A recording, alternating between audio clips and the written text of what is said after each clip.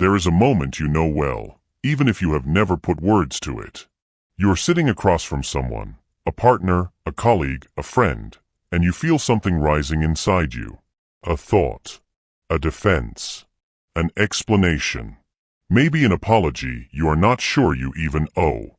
And before you have had a single second to decide whether speaking is the right move, the words are already out. Just like that. Gone. You watch the other person's face shift. You feel the energy in the room change. And somewhere deep inside, a quiet part of you already knows, you said too much. You said it too fast. You gave away more than you meant to. And now you would give almost anything to take it back. You have been in that moment. Every single person listening to this has been in that moment. Maybe it was a salary negotiation where you filled the silence with a number lower than the one you deserved. Maybe it was an argument where you said the thing you swore you would never say. Maybe it was a first date, a job interview, a difficult conversation with someone you love, and in the pressure of the moment, you talked. And talked. And talked. Not because you had more to say, but because the silence felt unbearable. That feeling, that desperate urge to fill the quiet, is one of the most universal human experiences alive. And it is costing you far more than you realize. Here is the honest mirror. You are not weak for doing this. You are not broken. You are not uniquely flawed. The impulse to speak, to explain, to justify, to connect, to defend, is wired into you at the deepest biological level. Human beings are social animals. Silence, for most of your evolutionary history, meant something was wrong. Silence meant danger. Silence meant rejection. So your nervous system learned to fill it. Fast. Without asking permission from your conscious mind. The problem is not that you have this impulse. The problem is that nobody ever taught you that you have a choice. That you can feel the pull of the words and still decide not to say them. That silence is not a void waiting to be filled. It is a force waiting to be used. Now here is the reframe that changes everything. The most powerful people in the world, the most respected leaders, the most influential communicators, the wealthiest negotiators, the most deeply loved partners, do not speak more than everyone else. They speak less. Deliberately. Precisely. With full intention. And the silence they allow is not empty. It is loaded. It carries weight, authority, and intelligence that no amount of words could manufacture. This audiobook is not about becoming cold, distant, or disconnected. It is about becoming deliberate. It is about learning that your words are one of the most valuable currencies you own, and that right now, most people are spending that currency like it costs nothing. Let me be very clear about what this audiobook is not. This is not a guide to becoming someone who withholds love, shuts people out, or uses silence as a weapon. That is not power, that is avoidance, and it destroys relationships. This is also not about suppressing your emotions or pretending things do not affect you. Emotional repression is not strength. It is a slow leak that drains everything you have. What this audiobook teaches is something far more precise, the art of intentional communication. Knowing when to speak, what to say, and perhaps most importantly, when staying quiet is the single most powerful thing you can do. Here is what the journey ahead looks like. In the first 3 chapters, we are going to build your awareness, showing you exactly why silence has been undervalued, what is really driving your compulsion to overspeak, and how strategic silence operates as a deliberate tool in the hands of the most effective people on earth. In chapters 4 through 7, we move into transformation, giving you the specific frameworks, tools, and mental models that will change the way you communicate forever. And in the final 3 chapters, we bring everything into your daily life, your relationships, your digital world, your listening practice, and the discipline of silence as a lived reality, not just an idea. This is your invitation. You have spent enough time filling the silence. It is time to learn what lives inside it. The version of you on the other side of this audiobook speaks less, means more, and commands a kind of respect that most people spend their entire lives chasing but never find, because they never stop talking long enough to discover it. Let us begin. Chapter 1. the loudest room is usually the weakest. Think about the last time you were in a room where someone would not stop talking.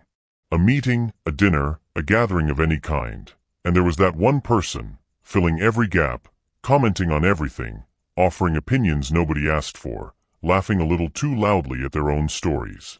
You probably smiled politely. You probably nodded in the right places.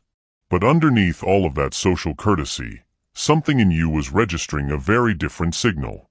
Something quiet and instinctive was telling you, this person is performing.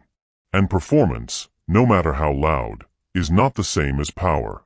Now bring to mind the most commanding person you have ever been in a room with.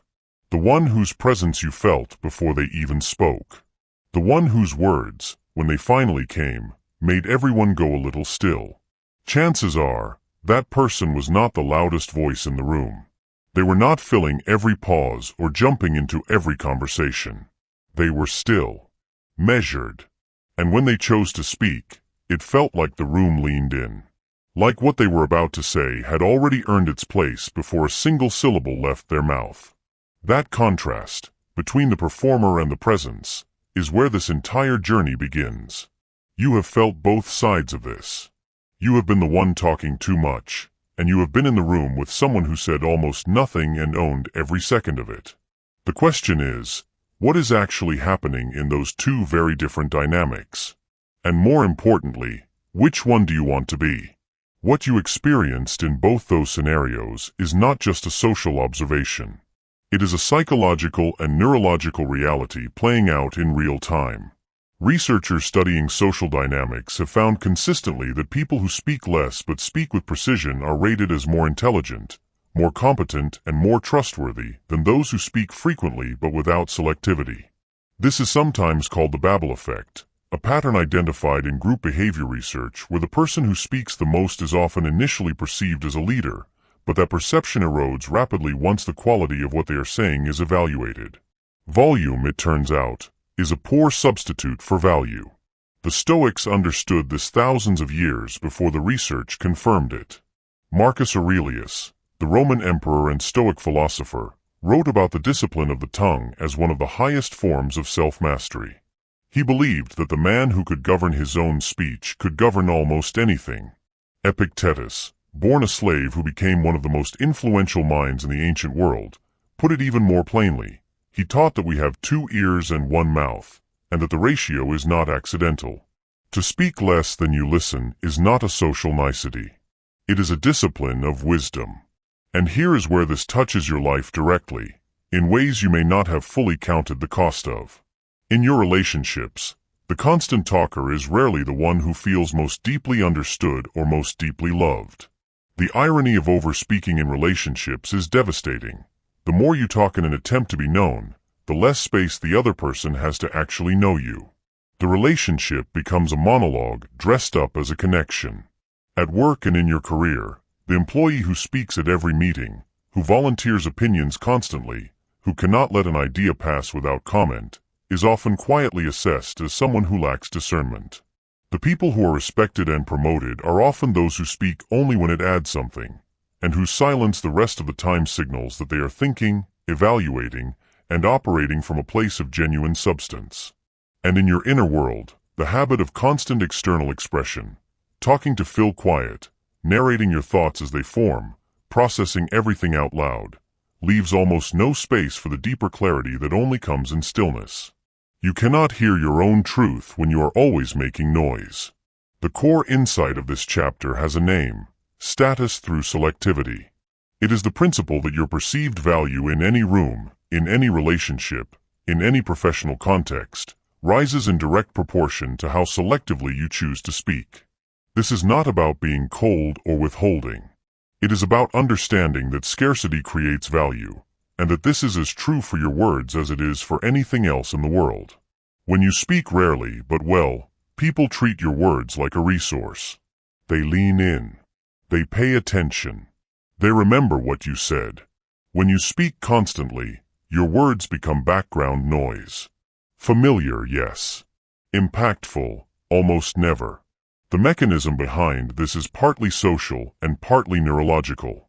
When someone speaks less than expected in a group setting, the brain of every other person in that group registers a mild pattern interrupt.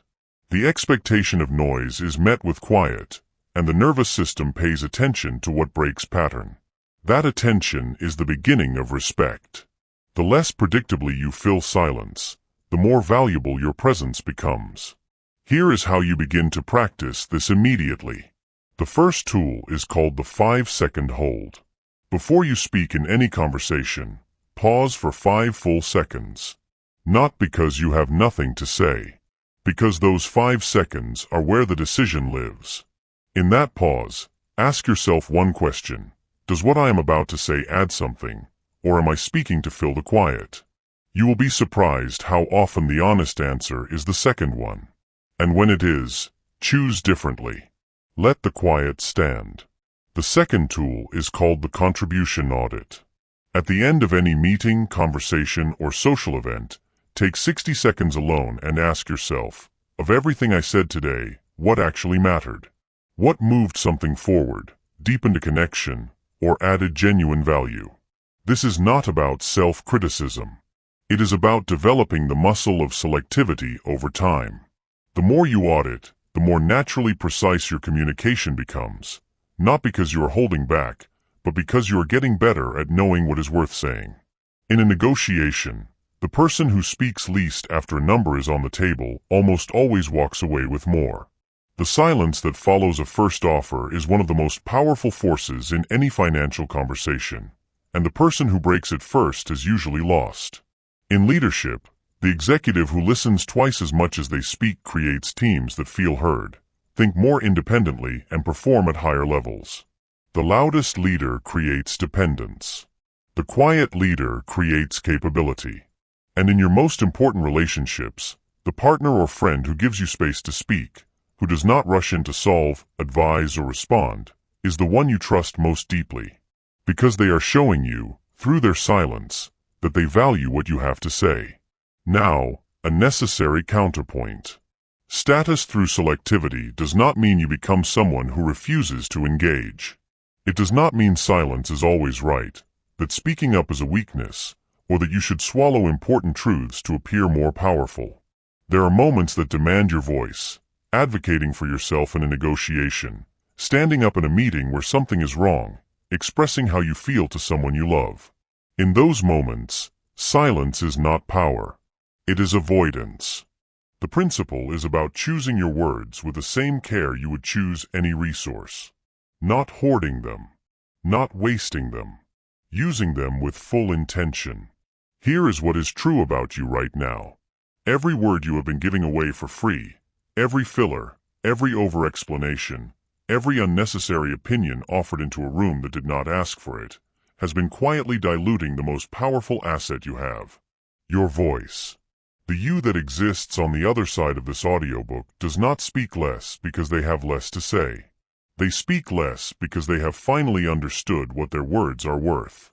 That understanding is not a limitation. It is a liberation. And it begins the moment you decide that silence is not what happens when you have nothing to say. Silence is what happens when you finally have enough respect for yourself to wait until what you say actually means something. In the next chapter, we go deeper, underneath the words themselves, to understand why this habit of over-speaking formed in the first place. Because you cannot change a pattern you do not understand. And what is driving your voice has everything to do with what is happening in your nervous system, long before any words reach your mouth. Chapter 2. The psychology behind why we overshare. You are at dinner with people you care about, and someone asks how you are doing. A simple question. A social ritual. And before you have even decided how you feel, you are already answering.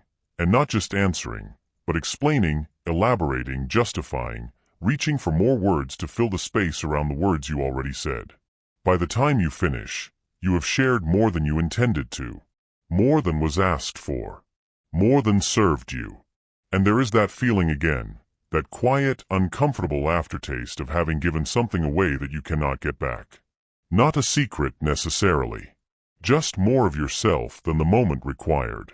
Or maybe it shows up differently for you.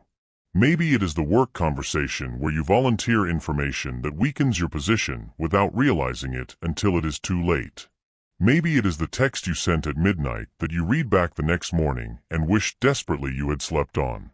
Maybe it is the way you explain yourself to people who never asked for an explanation, justifying your choices, your schedule, your boundaries, as though you owe the world a running commentary on your own life.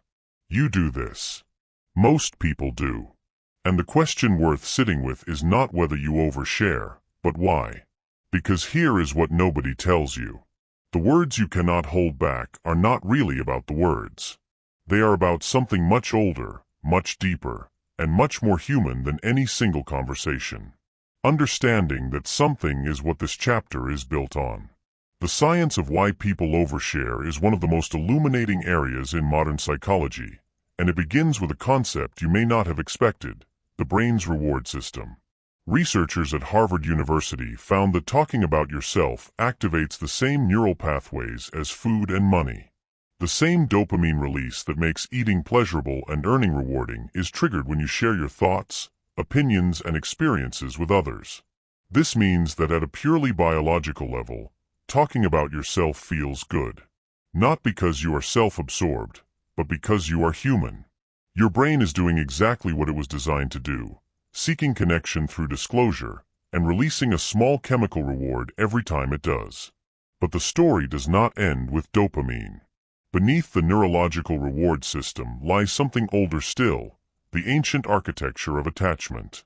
From the moment you were born, your survival depended entirely on your ability to communicate your needs to the people around you. Crying, reaching, making sounds, making eye contact, every form of early communication was a survival strategy.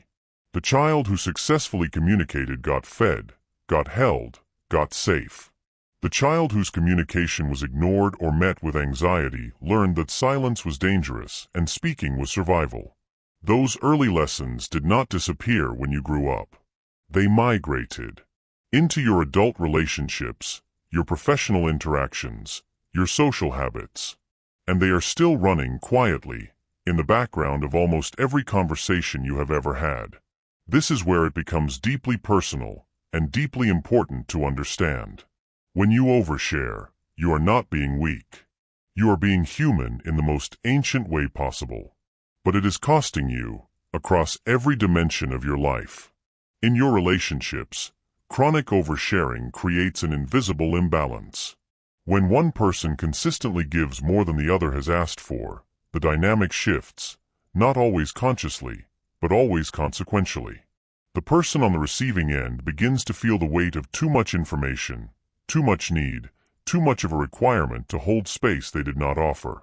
Over time, this erodes the quality of the connection. The very intimacy you were trying to create through sharing becomes the thing that distances the other person. In your career and finances, oversharing is one of the most costly invisible habits in professional life. The employee who tells their manager they would take the job for any salary. The entrepreneur who reveals their desperation to a potential investor. The negotiator who explains, unprompted, why they need the deal to work. In each of these moments, information that was given away freely became a weapon used against the person who gave it. And in your inner world, the habit of constant verbal processing, saying everything you think and feel as it arises, leaves you perpetually on the surface of your own experience. The depth of who you are never gets a chance to develop, because everything is expressed before it has had time to become anything more than a reaction. The concept at the heart of this chapter is what we can call disclosure drift. It is the gradual, almost imperceptible slide from intentional sharing into compulsive oversharing, driven not by a decision to open up, but by the discomfort of staying closed. Disclosure drift happens when the silence between people feels threatening, and your nervous system responds by filling it with words. It happens when anxiety about how you are being perceived pushes you to explain, justify, and elaborate beyond what the moment needs. It happens when the deep human hunger for connection has not found a more regulated way to meet itself, and so it reaches for the fastest available relief, which is almost always talking. Understanding disclosure drift changes the way you see your own patterns. It means that when you catch yourself over-explaining a decision nobody questioned, or sharing a vulnerability with someone who has not yet earned it, or continuing to talk well past the natural end of your point, you are not failing. You are drifting. And drifting is correctable the moment you recognize it is happening. Here is the first tool for working with this pattern, and it is called the disclosure temperature check. Before you share something personal, emotional, or strategically sensitive, pause and internally ask yourself 3 questions. 1. Has this person earned this information? Meaning, is the level of trust in this relationship equal to the level of vulnerability in what you are about to share? 2. Am I sharing this to connect, or to relieve discomfort? If you are speaking to reduce your own anxiety rather than to genuinely deepen a connection, that is disclosure drift in action. 3. Will I feel the same way about having shared this tomorrow? If the honest answer is no, wait. Not forever. Just until you are operating from intention rather than impulse. The second tool is called the edit before you send. This one applies to written communication especially, text messages, emails, anything that exists in the digital space. Before you send any message of emotional weight, write it in full, then go back and remove 30% of it. Not because the rest is unimportant, but because most of us write the important thing buried under layers of context, qualification, and explanation that were really just us warming ourselves up to say the thing we actually meant. Find the core of what you want to communicate. Say that. Let the rest go. In personal relationships, understanding disclosure drift helps you recognize that mystery is not distance. Choosing not to share everything is not the same as being closed. The most magnetic people in any social environment are those who feel fully present and engaged without revealing everything about themselves in the first hour. They make you want to know more, because they have not already given you everything there is to know. In the professional world, this insight translates directly into negotiating power. The person who volunteers least while listening most in any high-stakes conversation is consistently in the stronger position. They gather information. They reveal nothing that weakens them. And when they do speak, they do so from a place of full information and deliberate strategy. Here is the counterpoint that matters. Vulnerability is not the enemy. Sharing is not the problem. In fact, the research of Breen Brown and others in the field of social psychology makes it unmistakably clear that genuine vulnerability, chosen, intentional, appropriate to the relationship, is one of the most powerful forces for building deep human connection. The issue is never that you share. The issue is whether you are sharing from a place of intention or a place of anxiety. One builds connection. The other creates noise. Knowing the difference, feeling the difference in your body before you speak, is the skill this chapter is asking you to develop. You have spent years carrying the belief that sharing more makes you more relatable, more known, more connected. And sometimes that is true. But the version of you that is coming into focus through this work understands something more nuanced and more powerful, that what you choose not to say is just as much a part of who you are as what you do say. That restraint, practiced with warmth, is not coldness. It is depth. And depth is what people are really looking for, in every relationship and in every room. Not more words. More meaning behind the ones you choose. In the next chapter, we move from understanding the psychology of why you speak to discovering how the most powerful people in the world have weaponized silence itself, not as an absence of communication, but as its highest and most deliberate form. Chapter 3: Strategic Silence. The Art of Saying Nothing on Purpose. Picture a negotiation room. 2 sides of a table. Numbers have been exchanged. An offer is on the floor. And now, one person does something that the other person is completely unprepared for. They say nothing. They do not nod enthusiastically. They do not counter immediately. They do not fill the air with qualifications or appreciation or nervous energy. They simply sit. Still. Calm. Present. And they wait. The silence stretches. 5 seconds. 10 seconds. 15. And the person on the other side of the table, unable to bear it, begins to talk. They start explaining their offer. Then qualifying it. Then, almost without realizing what they are doing, They begin to negotiate against themselves, offering concessions nobody asked for, softening a position that was perfectly solid 30 seconds ago, all because the silence became unbearable and they needed to fill it. The person who stayed quiet walked out of that room with more than they came in asking for. Not because they were smarter. Not because they had better information. But because they understood something the other person did not. That silence, in the right moment, is not empty. It is the most loaded communication tool in existence. And the person who can wield it without flinching holds a form of power that words alone can never manufacture. You have felt this dynamic from the other side. You have been the one who broke the silence, who rushed to fill the pause, who gave something away just to make the quiet stop. And what this chapter is going to show you is that this does not have to be your story anymore. Strategic silence is not a modern concept invented by negotiators or executive coaches. It is ancient. The Stoic philosopher Zeno of Citium, the founder of Stoicism itself, was famous for saying almost nothing in the presence of others, not out of arrogance, but out of the profound belief that a person who speaks only what is necessary preserves their energy for what is essential. His students reported that being in a room with Zeno was an unusual experience. His presence was commanding not despite his quiet, but entirely because of it. The silence around him was not absence. It was authority.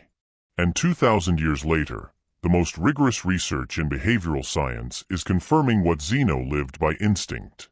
Studies in negotiation psychology have shown consistently that the party who speaks less after a significant statement or offer gains a measurable advantage in the outcome. This is not just about discomfort. It is about information asymmetry. Every word spoken in a high-stakes conversation is a data point. When you speak, you reveal what you know, what you want, what you fear, and what you are willing to accept. When you stay silent, you reveal nothing, while the other person, compelled by the discomfort of the pause, reveals everything. Silence, in this context, is an intelligence-gathering tool operating invisibly in plain sight. This plays out in your life in more ways than you may have counted. In your relationships, the moment after an argument when one person goes quiet rather than escalating is often the moment the dynamic shifts. The silence communicates something no shouted sentence ever could, that this person is in control of themselves, that they are thinking rather than reacting, that they are someone worth taking seriously. That silence, chosen deliberately, changes the temperature of an entire relationship over time. In your career, the employee who does not immediately respond to every email, who does not jump to answer every question in a meeting before they have thought it through, who pauses before responding to a difficult request, that person is read by everyone around them as someone operating from a different level. Not slow. Not disengaged. Deliberate. And in your finances, whether you are negotiating a salary, a contract, a purchase, or a partnership, the discipline of silence after your number is on the table is one of the highest return skills you will ever develop. It costs nothing to practice and pays dividends every time you use it. The core concept of this chapter is what we can call the silence leverage principle. It is the understanding that in any communication exchange, silence is not a neutral act. It is an active one. It creates pressure without aggression. It communicates confidence without a single word. It forces the other party to fill the space, and in filling it, they almost always move in the direction of the person who stayed quiet. The silence leverage principle operates across every domain of human interaction, from the most intimate personal conversation to the highest stakes boardroom negotiation. And its power is always proportional to one thing: your ability to remain comfortable while the other person is not. The mechanism here is rooted in what psychologists call conversational norm theory. Human beings carry deeply conditioned expectations about how conversation flows. Silence violates those expectations. And when an expectation is violated, the nervous system generates a signal that something needs to be corrected. For the person who has not trained themselves in strategic silence, that signal almost always produces the same response: talk. Fill the gap. Fix the discomfort. But for the person who understands the silence leverage principle, that same moment of discomfort in the other person is recognized for exactly what it is: an opportunity. The first tool for building this skill is called the sit and stay. This is a practice specifically designed for high-stakes conversations, negotiations, difficult discussions, moments where an important statement has just been made by either party. The rule is simple. After any significant exchange of information, commit to 5 full seconds of silence before you respond. Not because you have nothing to say, because those 5 seconds belong to you, and giving them away is giving away leverage. In those 5 seconds, the other person is working. Their mind is filling the space with their own assumptions, anxieties, and motivations. And everything they say in the next 30 seconds after you finally speak will tell you more about their true position than an hour of direct questioning ever could. The second tool is called the deliberate pause sequence. This is for moments in conversation, professional or personal, where you want to communicate gravity and intention without aggression. When someone asks you a question that carries weight, do not answer immediately. Hold eye contact. Breathe. Let a measured pause, 3 to 5 seconds, exist before your first word. What this communicates neurologically to the other person is that you take both the question and your answer seriously. That you are not reactive. That you operate from a different rhythm than most people. This pause, practiced consistently, becomes a signature of your presence. People begin to anticipate it. And that anticipation is the beginning of genuine influence. In high-stakes personal relationships, the deliberate pause sequence is particularly powerful during conflict. When your partner says something that triggers you, when the instinct is to fire back immediately, the 3-second pause is the difference between a conversation and an argument. It gives your prefrontal cortex, the thinking brain, enough time to override the amygdala's fight response. You stop reacting and start responding. And the person across from you watches that happen in real time, even if they cannot name what they are seeing. What they feel is that you are someone who will not be destabilized. That feeling creates safety. And safety is the foundation of every relationship worth having. In professional settings, leaders who practice strategic silence in meetings and presentations are consistently rated as more credible and more authoritative than those who speak reactively. When a room full of people is waiting for your response and you take a breath before giving it, you are communicating that your answer has weight, before anyone has heard a single word of it. Now, the counterpoint that this chapter absolutely requires. Strategic silence is not stonewalling. This distinction is not subtle, it is critical. Stonewalling is the use of silence as emotional punishment. It is the withdrawal of communication as a form of control or retaliation. Research by relationship psychologist John Gottman identifies stonewalling as one of the 4 primary predictors of relationship breakdown, what he calls one of the 4 horsemen of relational collapse. Strategic silence and stonewalling could not be more different. Strategic silence is engaged, present, and intentional.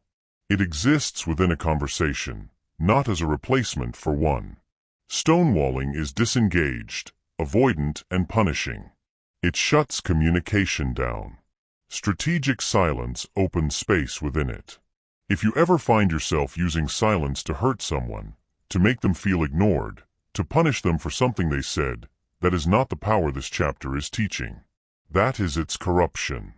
Know the difference. Honor the difference. Here is what is becoming true about you as you move through this work. You are beginning to see silence not as something that happens to you, not as the uncomfortable gap you have always scrambled to fill, but as something you can choose. Deliberately. Powerfully. On purpose. The most effective communicators in the world are not the ones with the most polished vocabulary or the fastest minds. They are the ones who have learned that the pause before the word is just as meaningful as the word itself. That what you do not say shapes the room just as much as what you do. That silence, wielded with intention, is not the absence of power. It is its purest expression. You have just completed the first act of this journey. You now understand why the loudest room is rarely the most powerful, why the urge to overshare runs deeper than habit, and how silence can be used as a deliberate and sophisticated tool. In the next chapter, we go even deeper, into the economy of your words themselves. Because once you understand that every word you speak is a form of currency, the way you communicate will never be the same again. Chapter 4. Words are currency. Stop spending like you're broke. Think about the last time someone said something to you that you have never forgotten. Not a speech. Not a presentation. Just a sentence. Maybe it came from a parent, a mentor, a stranger at exactly the right moment. Maybe it was something so simple you almost dismissed it, but something in the precision of it, the weight of it, landed in a place inside you that words rarely reach. You still carry it. You could say it right now, word for word, years or decades later. One sentence. From one person. And it changed something in you permanently. Now think about how many words you have heard from that same person, or from anyone, that you cannot recall at all. Thousands of sentences. Hundreds of conversations. Gone. Not because you are not paying attention, but because most of what gets said in a lifetime of human communication is filler. It is the verbal equivalent of background noise, present, constant, and almost entirely forgettable. The sentence you still carry was different not because the person who said it was smarter than everyone else. It was different because it was chosen. It arrived without padding, without qualification, without the 10 surrounding sentences that would have diluted it into nothing. It arrived alone. And alone, it was everything. That contrast, between the sentence that changed you and the ocean of words you cannot remember, is the entire economy this chapter is built on. And once you see it clearly, you will never think about what you say the same way again. Economists have a concept called scarcity value, the principle that the rarer something is, the more it is worth. This is not an arbitrary social construction. It is a fundamental law of how human perception assigns importance. Your brain is a prediction and filtering machine. It is constantly scanning incoming information and making split-second decisions about what deserves attention and what can be safely ignored. Repetition, volume, and frequency are processed as low priority. Pattern interruption, precision, and rarity are processed as high priority. This means that the person who speaks constantly is training the brains of everyone around them to filter them out. And the person who speaks rarely but with precision is training those same brains to pay full attention every single time they open their mouth. This is not manipulation. It is the neurological reality of how attention works. And you can work with it, starting today. The Stoic philosopher Epictetus, who we met briefly in Chapter 1, developed a personal code of communication that his students called economy of speech. He taught that every word spoken should earn its place, that to speak carelessly was to spend energy that belonged somewhere more important. He was not advocating silence for its own sake. He was advocating for the radical idea that speech is a resource, and that resources spent without intention are resources wasted. In a culture that treats talking as the default state of human interaction, this idea feels almost radical. But it is one of the oldest and most consistently validated principles of personal power that human wisdom has ever produced. Here is where this cost becomes real in your life. In your relationships, words that are given constantly and without selectivity begin to lose their power to move the people you love. The partner who says "I love you" 40 times a day in passing creates a very different emotional landscape than the partner who says it less often but with complete presence and full intention. This is not about being stingy with affection. It is about understanding that emotional currency, like every other form of currency, loses value when it is inflated. When everything is emphasized, nothing is. When every moment is declared important, the moments that actually are important get lost in the noise. In your career and financial life, the cost of verbal overspending is perhaps even more concrete. The professional who qualifies every statement, who hedges every opinion, who buries every idea under 10 layers of context before arriving at the point, that person is read as someone who lacks conviction. Conviction is one of the most bankable qualities in any professional environment. It signals that you have thought something through, that you stand behind it, and that you are worth listening to. And conviction is communicated not by saying more, but by saying less with full commitment to what you do say. In your inner world, the habit of verbalizing everything, Processing every thought out loud, filling every quiet moment with commentary, keeps you permanently at the surface of your own experience. The deepest insights you will ever have about yourself, about your life, about what you actually want, those insights do not arrive in noise. They arrive in the spaces between words. Every time you fill those spaces reflexively, you are spending the currency that your own clarity runs on. The named concept at the center of this chapter is verbal economy. It is the deliberate practice of treating every word you speak as a finite resource with real value, and making conscious decisions about how that resource is spent. Verbal economy is not about saying less for the sake of appearing mysterious or powerful. It is about developing such a precise understanding of what you are trying to communicate that you can do it in half the words, at twice the impact. It is the difference between a sentence that lands and a paragraph that disappears. Between a response that commands attention and an answer that gets politely forgotten. The mechanism is straightforward. When you remove everything that is not essential from your communication, what remains carries the full weight of your intention without dilution. The listener's brain does not have to work to find your meaning. Your meaning arrives clean, clear, and impossible to ignore. The first tool for practicing verbal economy is called the single sentence test. Before you speak in any meaningful context, a meeting, a difficult conversation, a moment where you want to make an impression, ask yourself, if I could only say one sentence right now, what would it be? Find that sentence first. Then decide whether anything else needs to be added. In most cases, you will find that the one sentence is enough. In the cases where more is genuinely needed, starting from a single sentence ensures that everything else you say is building outward from a clear center rather than circling around a point you never quite land. This tool alone, practiced consistently, will change the way every room responds to you within weeks. The second tool is called the compression practice. This one is a written exercise you do privately, 3 to 4 times a week. Take a recent conversation, email, or message where you said more than you needed to, and rewrite it using 50% fewer words without losing any of the meaning. Do this repeatedly, and you will begin to develop what master communicators have, the instinct for the essential. The ability to see, almost immediately, what the core of a communication is and what is surrounding noise. Over time, this instinct migrates from your writing into your speech. You begin to compress in real time, naturally, without effort. Because the muscle has been built. In a salary negotiation, verbal economy is one of the most powerful forces available to you. When you state your number clearly, without immediately following it with justifications, explanations, or apologies, you communicate that you believe in the number. That belief is contagious. The person across the table begins to believe in it too. Every word you add after the number dilutes that belief. It signals that you are not sure, that you are pre-defending against a pushback that has not even arrived yet. State the number. Stay quiet. Let the number do its work.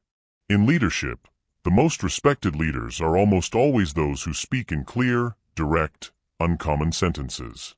They do not circle. They do not hedge excessively. They arrive at the point with enough context to be understood and enough brevity to be remembered. Their teams do not struggle to interpret what they mean. And that clarity, born from verbal economy, is one of the primary reasons those teams perform.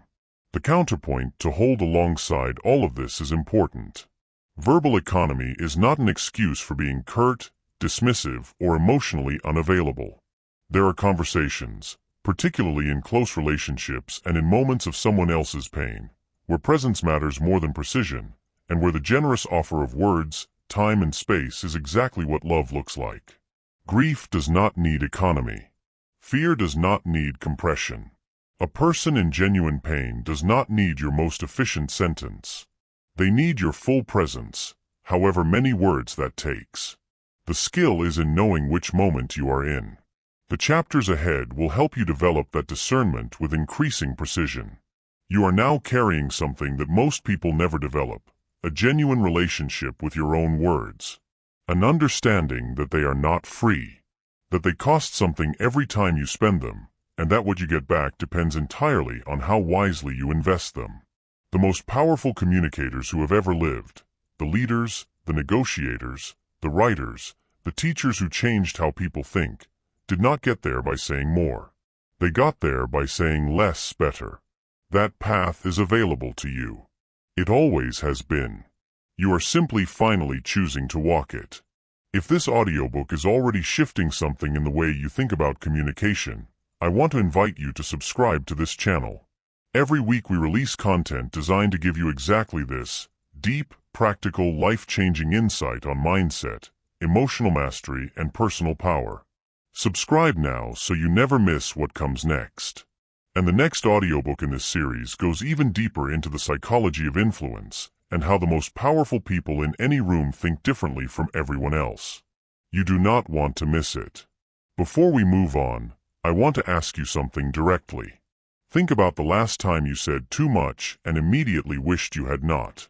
Type 1 in the comments if that has cost you in a relationship. Type 2 if it has cost you professionally. Type 3 if it has cost you both. Your answer matters, and you are not alone.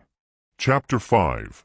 The Emotional Mastery Code. Silence Under Pressure. You are in the middle of a conversation that started reasonably enough, and then something shifts. A word lands wrong.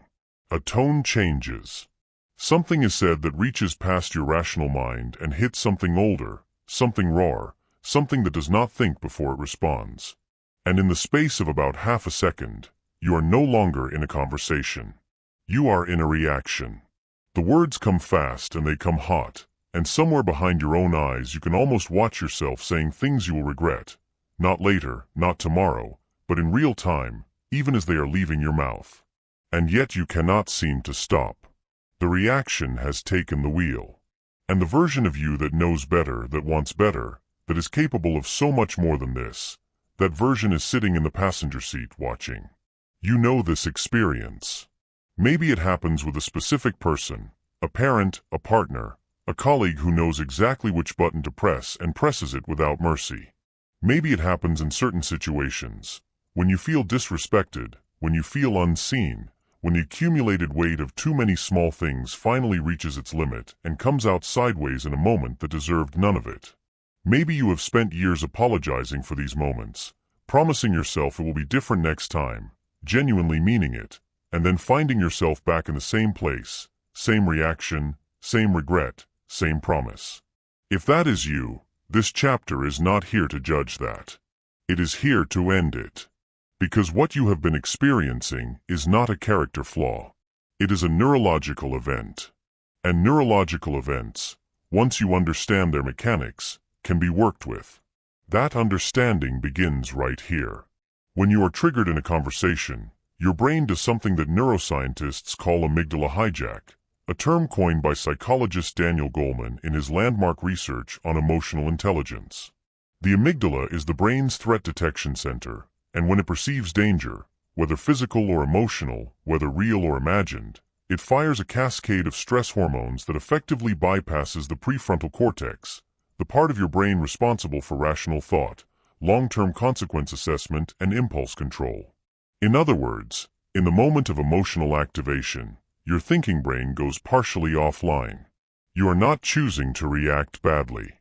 Your biology is reacting on your behalf, at a speed your conscious mind cannot match.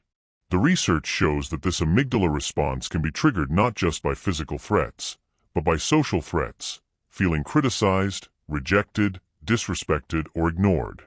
Which means that an argument with your partner, a dismissive comment from your manager, or a passive-aggressive message from a friend can activate the same neurological emergency system as genuine physical danger.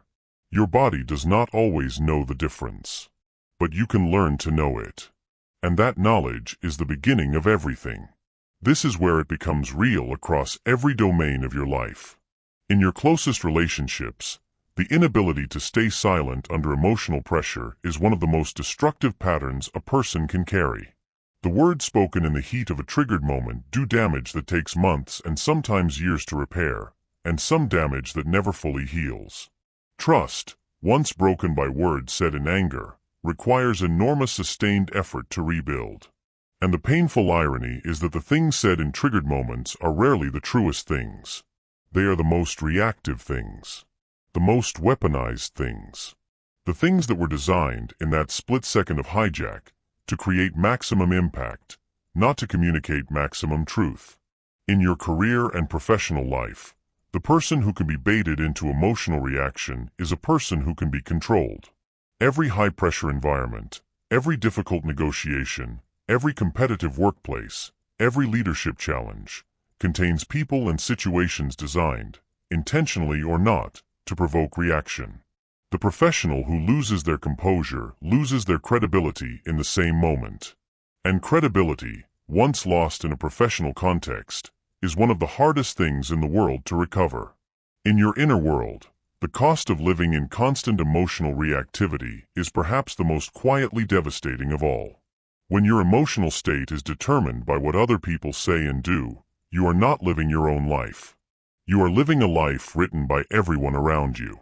Every trigger that lands, every reaction that follows, every regret that comes after, that is the experience of being externally governed. And the exhaustion of that experience is real. It is heavy. It is one of the most common reasons people feel stuck, drained, and unable to create the life they genuinely want. The core concept this chapter is built on is what we can call the silence gap. The silence gap is the deliberate space you create between stimulus and response, between the thing that happens and the thing you choose to do about it. It is the moment Viktor Frankl was pointing to when he wrote that between stimulus and response there is a space, and in that space lies our freedom. The silence gap is that freedom, made practical, made physical, made into something you can actually use in the hardest moments of your life. The silence gap is not about suppressing what you feel. It is about creating enough distance between the feeling and the response that your thinking brain has time to come back online and participate in what happens next. Even a gap of 3 seconds, 3 conscious, chosen seconds of silence, is enough to shift the neurological balance from hijack to choice, from reaction to response, from the version of you that you regret to the version of you that you respect. The Stoics called this practice the discipline of assent, the principle that between any external event and your response to it, there is a moment of choice. Epictetus taught that you cannot control what happens to you, but you can always control the assent you give to your own reactions. Marcus Aurelius practiced this daily, writing in his private journals about the discipline of pausing before responding, of meeting provocation with stillness rather than retaliation. He ruled one of the most powerful empires in human history, surrounded by betrayal, politics, and pressure that most people cannot imagine, and he did it by mastering the gap between what he felt and what he chose to do about it. That same gap is available to you, in every conversation, in every triggered moment, every single day. The first tool for building this capacity is called the 3-second rule. It is exactly what it sounds like, and its simplicity is deceptive, because in practice, 3 seconds in a triggered moment can feel like an eternity. When you feel the emotional activation rising, when the words are already forming and the instinct is to fire, you commit to 3 full seconds of silence before any response leaves your mouth. During those 3 seconds, you do one thing only: you breathe. A single slow inhale through the nose, and a slow exhale through the mouth. This is not a relaxation technique. It is a neurological intervention. The slow exhale activates the parasympathetic nervous system, the body's calm response, and begins to counteract the stress hormone cascade that the amygdala triggered. 3 seconds of breath creates just enough of a gap for your prefrontal cortex to re-engage. And a re-engaged prefrontal cortex means you are choosing your response rather than having it chosen for you. The second tool is called the redirect reframe. This is for moments where silence alone is not enough, where the pressure of the situation requires you to say something, but what you want to say is something you will regret. The redirect reframe works like this. Instead of responding to the content of what triggered you, you respond to the process of the conversation itself. You say something like, "I want to respond to this well, so give me a moment." Or, "This is important to me and I want to think about it before I answer." These are not deflections. They are honest, composed communications that do 2 things simultaneously. They buy you the time you need to regulate, and they signal to the other person that you take the conversation seriously enough to respond to it with care. In most cases, this reframe alone changes the temperature of the entire exchange. Because it is very difficult to stay in attack mode with someone who just told you they want to respond to you well. In the context of personal relationships, the emotional mastery that comes from practicing the silence gap creates something that every relationship desperately needs but very few people know how to build: emotional safety. When your partner, your friend, your family member knows from consistent experience that you will not detonate under pressure, that you will not weaponize your words when you are hurt, that the most difficult version of a conversation will still be met with your considered self rather than your reactive self, the level of trust that generates is profound. People open up differently to someone they feel safe with. They are more honest, more vulnerable, more genuinely present. And that quality of connection is available to you on the other side of this discipline. In high-stakes professional environments, the executive who stays composed when a project fails, who responds to public criticism with measured clarity rather than defensive reaction, who can sit in a difficult board meeting and speak last rather than first, that person is communicating a kind of leadership that no title can manufacture. Composure under pressure is one of the rarest and most valuable qualities in any professional context. And it begins with nothing more than the decision to create a gap. The counterpoint here is one that matters deeply. Emotional mastery through silence is not the same as emotional suppression, and confusing the two is a mistake with real consequences. Suppression means pushing feelings down, denying their existence, pretending you are not affected when you are. Research in psychoneuroimmunology, the study of how psychological states affect physical health, has consistently shown that chronic emotional suppression is linked to elevated cortisol levels, impaired immune function, and long-term cardiovascular stress. Suppression does not make feelings go away. It stores them in the body, where they compound over time and find other, often more destructive ways to express themselves. The silence gap is not suppression. It is the opposite. It is the practice of feeling fully while choosing your response deliberately. You are not pretending the emotion is not there.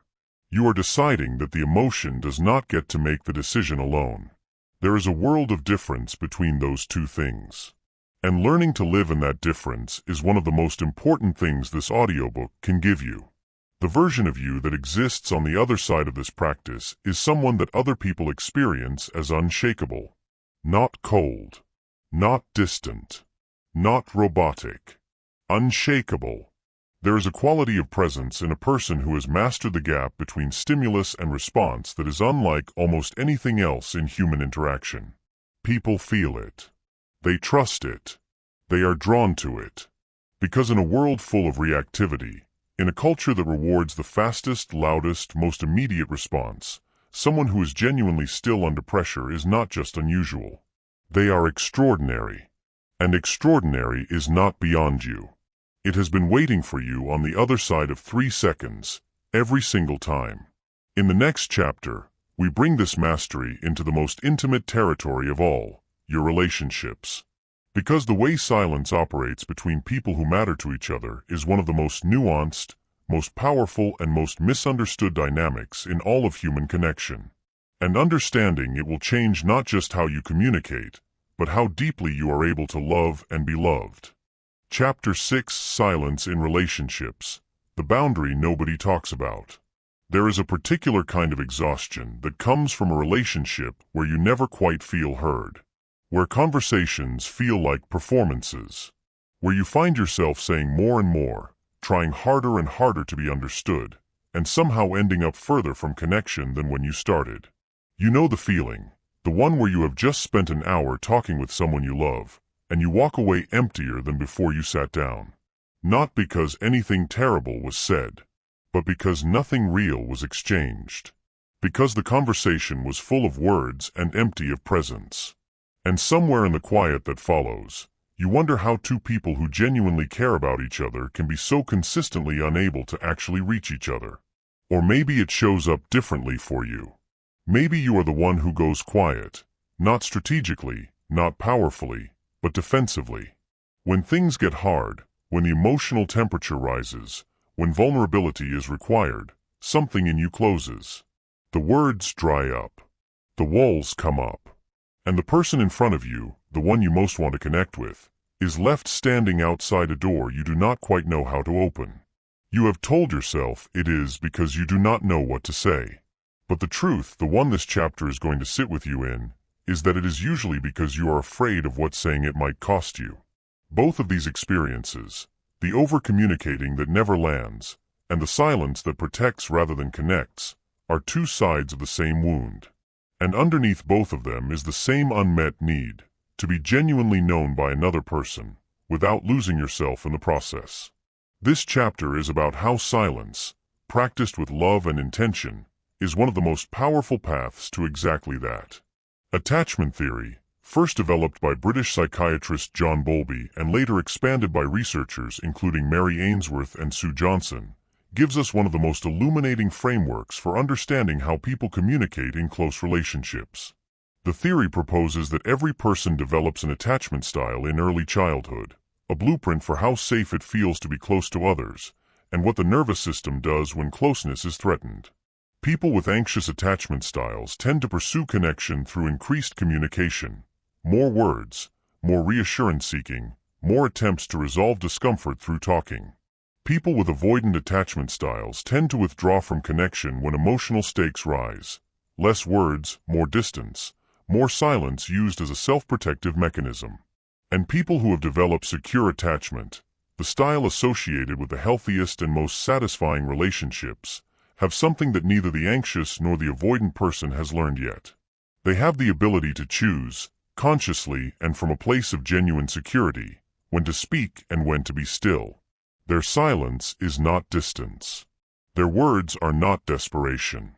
Both are offered freely, without fear driving either one. Here is how this plays out in the real texture of your daily relationships. In your romantic partnership or closest friendships, the quality of silence between two people is one of the most honest indicators of the health of the connection. Research by relationship psychologist John Gottman, who spent decades studying couples in his laboratory, found that one of the clearest markers of relationship satisfaction was not how much couples talked, but how comfortable they were in silence together. The ability to sit with another person, fully present, without the need to fill every moment with words. That comfort is the result of deep trust. It says, without a single syllable, that I am safe with you. That your presence alone is enough. That I do not need to perform for you or manage your perception of me.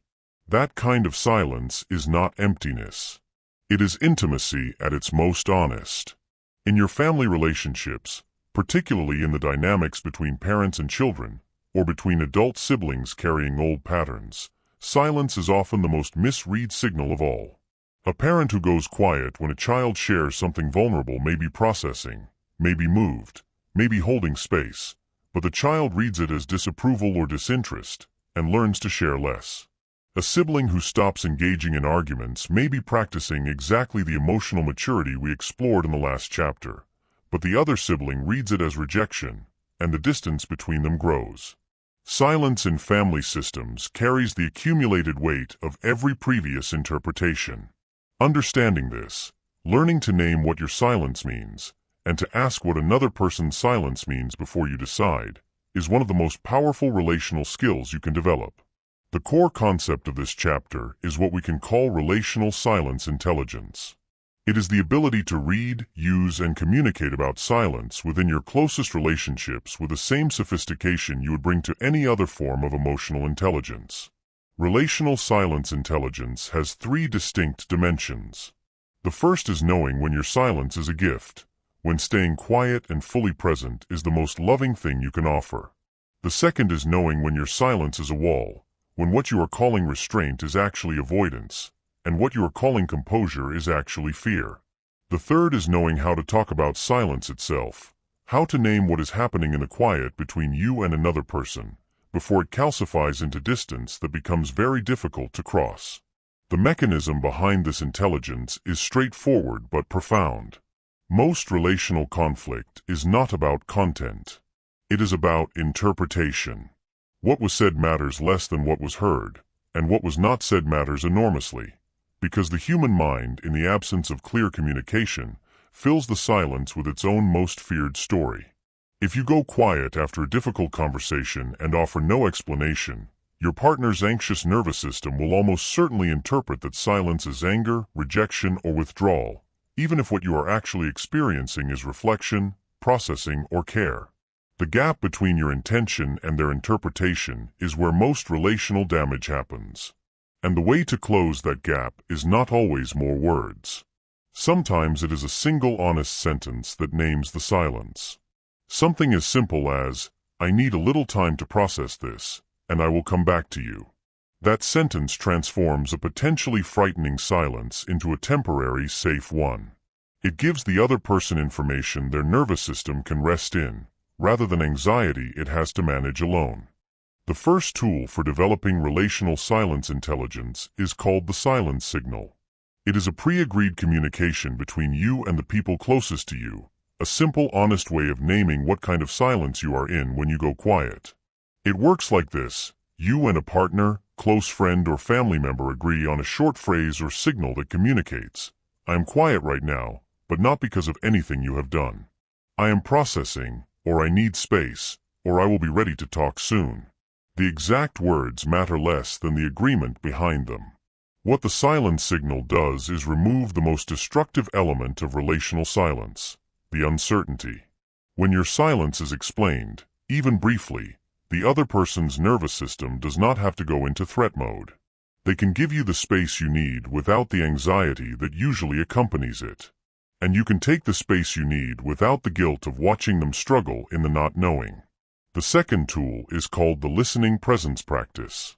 This is for the moments in your relationships where your most powerful contribution is not your words but your attention. When someone you love is sharing something difficult, something vulnerable, something that matters deeply to them, the instinct for many people is to respond, to advise, to relate, to fix. All of those impulses, however well-intentioned, take the focus off the person speaking and put it back on you. The listening presence practice asks you to do something much harder and much more loving than any of that. It asks you to be completely, physically, emotionally still. No advice. No relating. No fixing. Just full, undivided, unhurried presence. Eye contact. Open body language. The occasional nod that says, "I am here, I am with you, keep going." And when they are done, before you say anything at all, you ask one question: is there more? Because there is almost always more. And the person who waits for the more, who does not rush in at the first pause, is the person who hears what is actually being said, underneath the words that were easy enough to say first. In the context of romantic relationships, the listening presence practice is one of the most profound acts of love available to a human being. Because what most people are really asking for, in every difficult conversation, in every moment of vulnerability, is not a solution. They are asking to be witnessed. To have their experience received by another person without judgment, without redirection, without being immediately improved upon.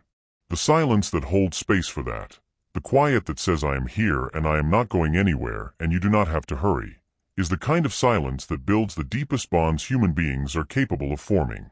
In friendships and professional mentoring relationships, the same principle applies with equal force. The friend who listens without immediately offering their own story. The mentor who asks one more question before giving advice. The colleague who sits in the discomfort of a difficult moment rather than rushing to resolve it. These people are rare. And because they are rare, they are treasured in a way that no amount of clever conversation can replicate. The counterpoint that this chapter must address honestly is this: silence in relationships is not always healthy, and romanticizing it can cause real harm. There are silences that are not presence but absence. Silences that are not boundaries but punishment. The silent treatment, the deliberate withdrawal of communication as a response to conflict, is one of the most psychologically damaging patterns that can exist within a close relationship. Research in relational psychology has shown that being on the receiving end of the silent treatment activates the same neural pathways as physical pain. It triggers the same threat response as social exclusion, because evolutionarily, exclusion from the group was a life-threatening event. If you are using silence to make someone feel invisible, to punish them for something they said or did, to win a conflict through emotional withdrawal rather than honest engagement. That is not the silence this chapter is teaching. That silence is a wound you are inflicting. And it is worth asking yourself honestly whether you have done this and what it may have cost the people you love. Here is the truth that sits at the heart of everything this chapter has covered. The quality of your relationships is determined less by what you say than by the quality of attention you bring to the moments between the words. The silences, the pauses, the held gazes, the unhurried presence that says, "You matter enough for me to slow down." In a world that is moving faster than any previous generation has ever had to navigate, the gift of someone's full and quiet attention is one of the rarest and most valuable things one human being can offer another. You have that gift. You have always had it. This chapter is simply asking you to give it more deliberately, more courageously, and with the full understanding that in the silence you offer with love, the deepest connections of your life are waiting to be found. In the next chapter, we take everything we have built, the awareness, the tools, the emotional mastery, the relational intelligence, and we bring it together into the quality that underlies all of it.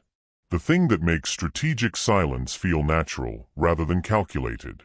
The thing that makes your presence felt before you ever open your mouth. We are going to talk about quiet confidence, what it actually is, where it really comes from, and how to build it from the inside out so that it never depends on the approval of anyone outside you.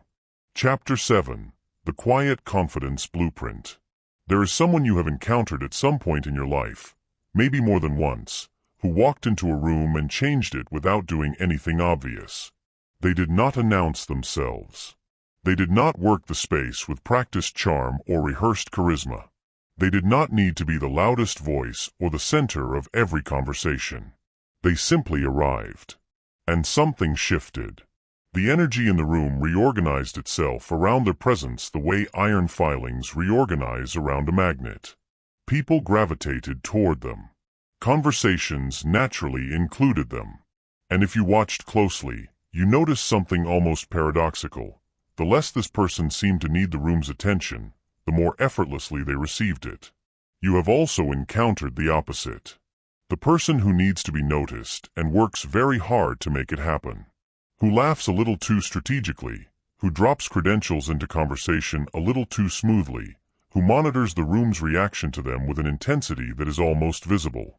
And the harder they work at it, the more the room subtly, unconsciously withdraws.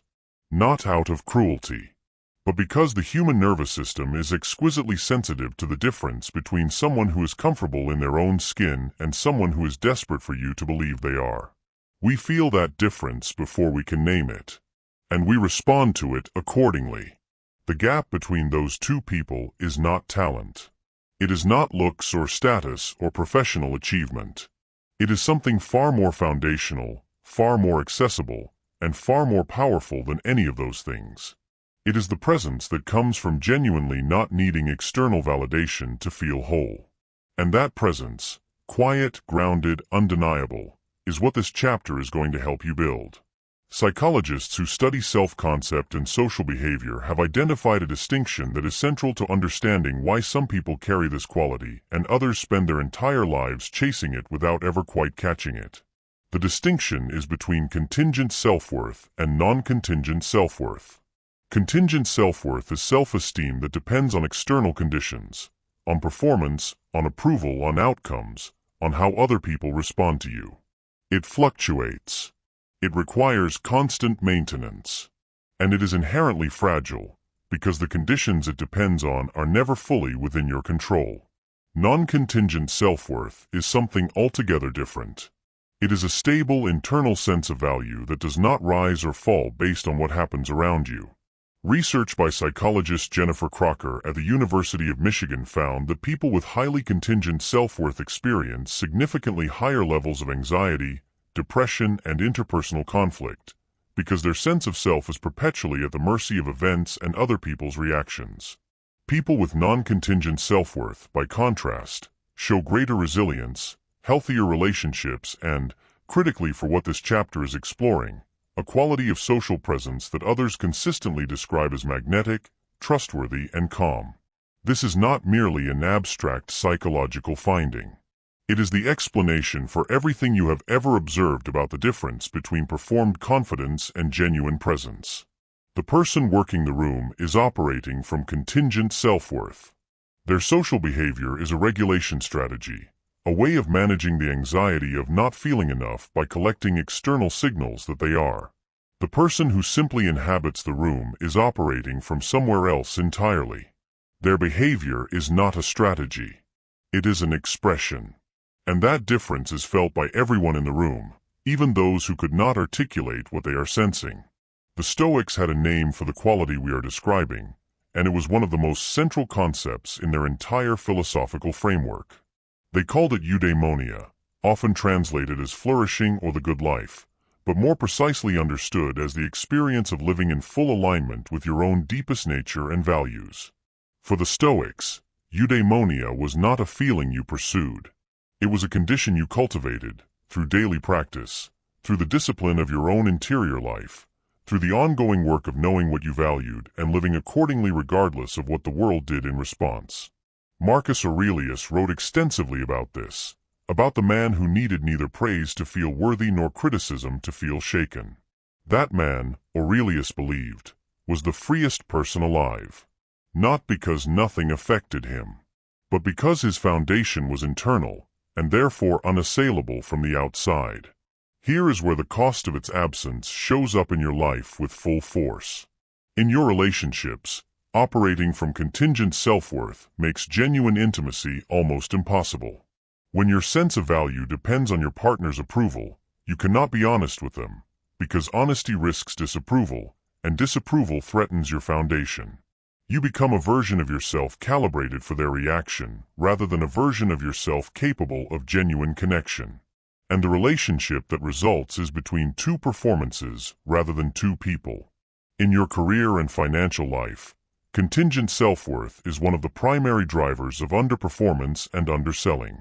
The professional who needs approval before they feel confident enough to advocate for themselves will almost always accept less than they deserve, in salary, in recognition, in opportunity, because asking for more risks rejection, and rejection to a contingent sense of self is not just disappointing. It is destabilizing. And in your inner world, the experience of living with contingent self-worth is one of the most exhausting things a person can carry. The constant monitoring, the perpetual calibration, the endless internal question, am I enough? Do they like me? Did I do well? Do I matter? Running on a loop underneath every experience, draining the energy that was meant for living. The named concept at the heart of this chapter is the quiet confidence blueprint, a three-layer internal architecture that builds non-contingent self-worth not as a mood or a mindset hack, but as a structural feature of who you are. The three layers are clarity, consistency, and containment. Clarity is knowing with genuine precision what you value and who you are beneath the roles you play and the opinions others hold of you. Consistency is the daily practice of acting from those values regardless of external feedback, building the lived evidence that you are someone who can be counted on by the most important person in your life, which is yourself. Containment is the ability to hold your own emotional experience, including discomfort, uncertainty, criticism, and fear, without immediately needing to externalize it, fix it, or have someone else resolve it for you. These three layers, built together over time, create the kind of internal stability that expresses itself outwardly as the presence you felt in that person who walked into the room and changed it. The first tool for building this architecture is called the values anchor. It is a simple but profoundly grounding practice. Set aside 20 minutes, ideally in writing, to identify your three non-negotiable personal values, the principles that, when you are living by them, make you feel most like yourself. Not aspirational values. Not the values you think you should have. The ones that, when violated, produce a specific kind of internal pain that tells you something essential has been compromised. Once you have identified them, write a single sentence for each one that describes what honoring that value looks like in your daily behavior. These three sentences become your internal compass. When you are in a situation where you feel uncertain, anxious, or socially pressured, when the old pattern of performing for approval starts to activate, you return to these sentences. Not as affirmations. As anchors. as reminders of who you already are when nothing external is telling you. The second tool is called the approval detox. This is a 30-day practice with a single rule. For 1 month, every time you notice yourself seeking external validation, checking how many people responded to something you said, monitoring someone's reaction to gauge your worth, asking for reassurance you already have the answer to, you pause, name the behavior internally, and redirect the question inward. Instead of asking, do they think I did well, you ask, do I think I did well and why? Instead of, did that land, you ask, did I say what I actually meant to say? The approval detox does not eliminate the desire for connection and recognition, which are healthy human needs. It retrains the direction of the primary question, from outward to inward, so that your sense of how you did is no longer entirely dependent on someone else's response to you. In the context of leadership and professional life, the quiet confidence blueprint produces something that organizational psychologists have identified as one of the most valuable leadership qualities in existence, what researcher Amy Edmondson of Harvard Business School calls psychological safety, the condition in which people feel safe enough to take risks, speak honestly, and be vulnerable. Psychologically safe environments are almost always created by leaders who carry genuine non-contingent self-worth, because those leaders do not need their team to perform in order to feel secure themselves. They can hold space for failure, for disagreement, for uncertainty, without those things threatening their own foundation. And teams led by those people consistently outperform teams led by those who need constant validation of their authority. In romantic relationships, the quiet confidence blueprint changes the fundamental dynamic of how you show up with another person. When you are not operating from a place of needing their approval to feel whole, you bring something into the relationship that is extraordinarily rare and extraordinarily attractive: freedom. The freedom to be honest, because honesty does not threaten you. The freedom to give generously, because your giving is not a transaction. The freedom to receive love without suspicion, because you are not perpetually wondering whether you deserve it. That quality of presence, that freedom, is what people mean when they say someone made them feel completely at ease.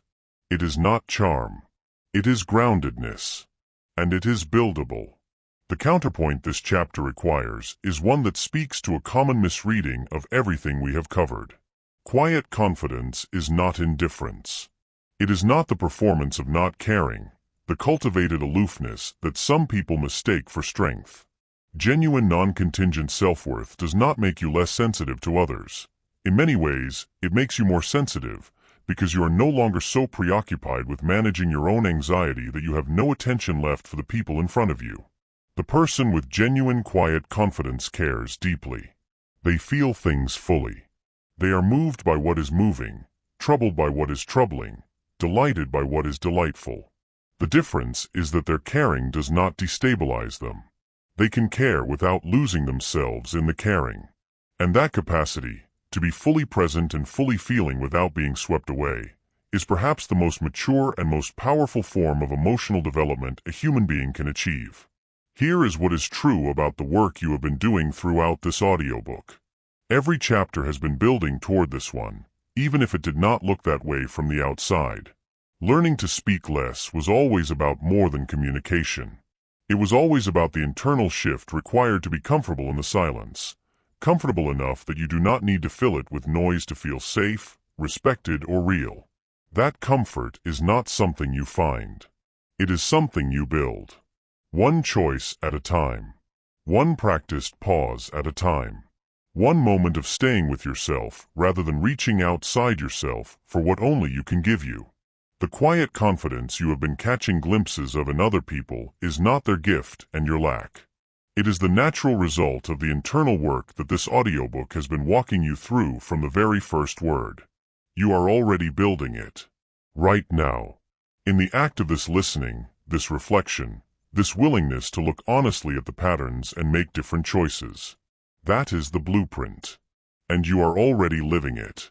In the next chapter, we bring all of this into the digital world, because one of the most powerful arenas where silence is being tested, violated, and misunderstood is happening right now in your pocket, on your screen, in the endless stream of posts and messages and reactions that make up the social media landscape of modern life.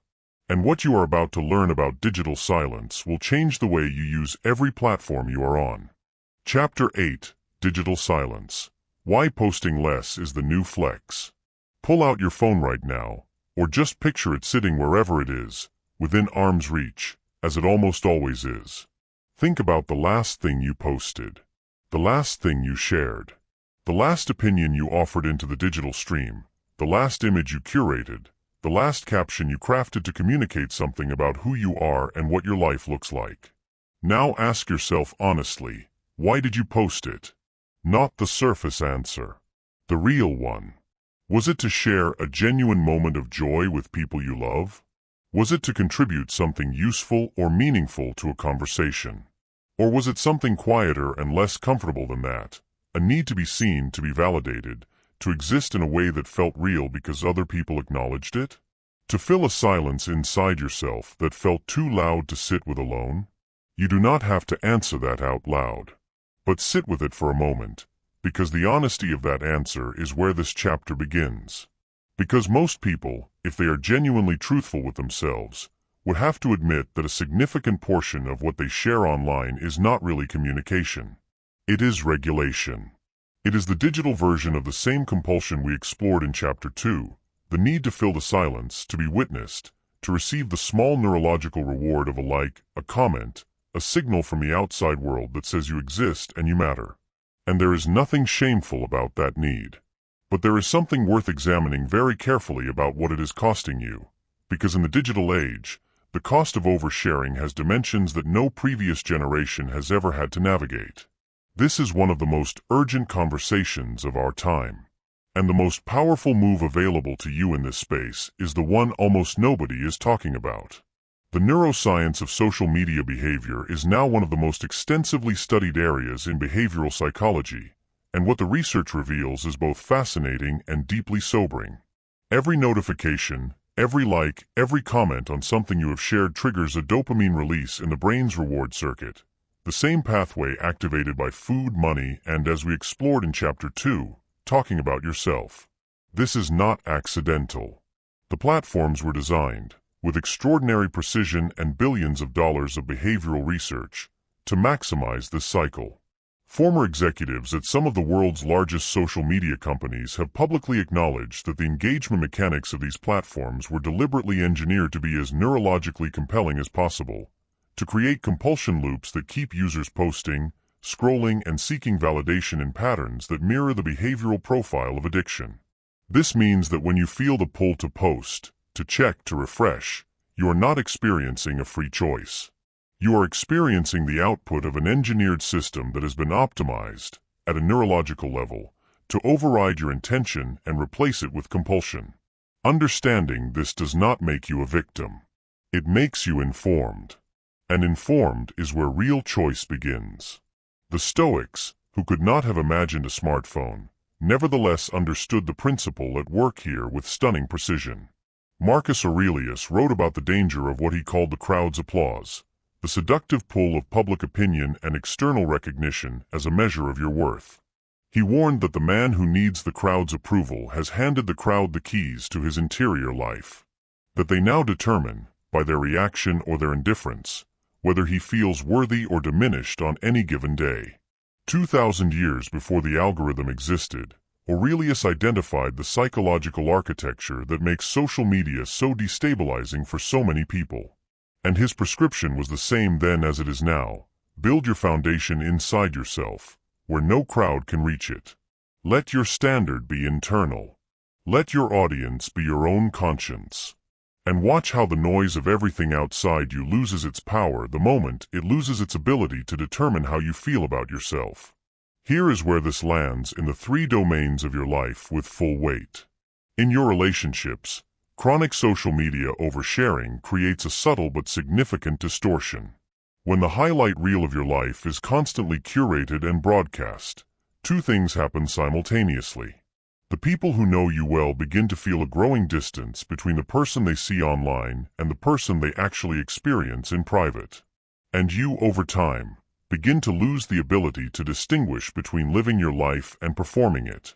The most intimate moments of human experience, joy, grief, love, achievement, failure, begin to be processed through the filter of how they will be received rather than how they are actually felt. And a life processed for an audience is a life that belongs, in some essential way, to that audience rather than to you.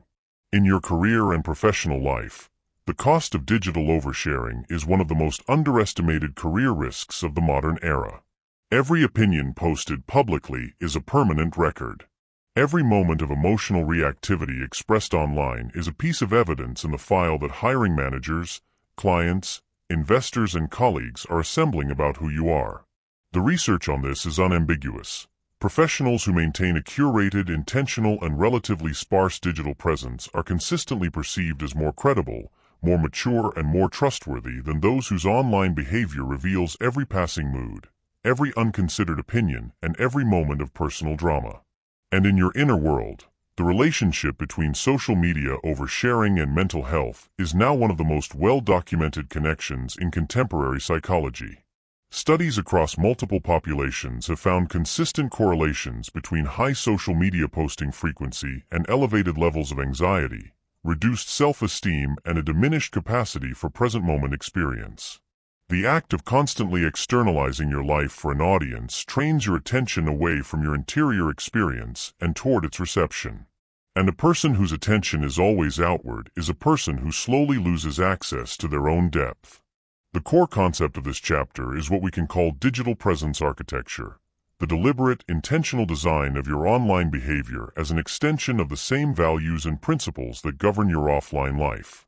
Digital presence architecture is not about becoming invisible online or treating social media as inherently toxic.